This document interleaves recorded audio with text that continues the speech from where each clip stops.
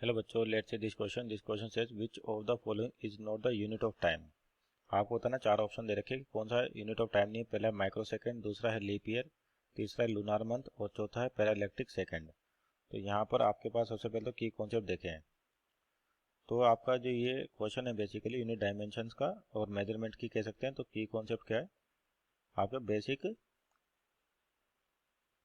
Unit of time, unit of time कि आपके पास time को किस किस तरीके से मेजर किया जाता है।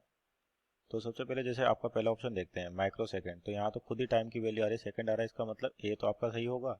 यानी कि पहला माइक्रो सेकंड, माइक्रो सेकंड क्या होता है आपका 10⁻⁻6 सेकंड, यानी कि यूनिट ऑफ टाइम है आपके पास लेकिन स्मॉल टाइम इंटरवल के लिए। तो ऑप्शन ए तो आपका टाइम की यूनिट। दूसरा लीप ईयर, तो ये भी टाइम की यूनिट आपके पास, जो बी दे रखा है लीप ईयर, ये भी क्या है टाइम यूनिट, टाइम की यूनिट आपके पास, क्योंकि लीप ईयर का मतलब हर 4 साल बाद क्या होता है आपके पास कि आपके जो डेज हैं वो 365 से 366 हो जाते हैं, इसको अपन बोलते हैं लीप ईयर।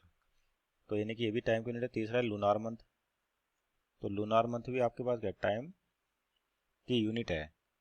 और लूनार मंथ होता क्या basically time between two successive, और कह सकते हैं कि अपने पास time of moon, moon to पास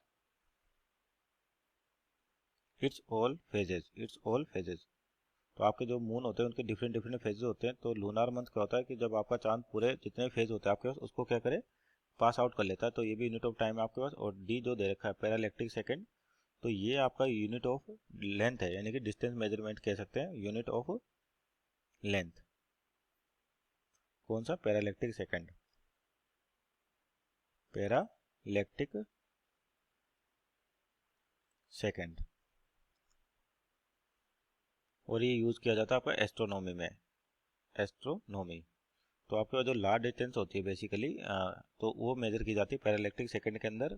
तो एक पैरालैक्टिक सेकंड जो आपके पास होता है, वन पैरालैक्टिक सेकंड,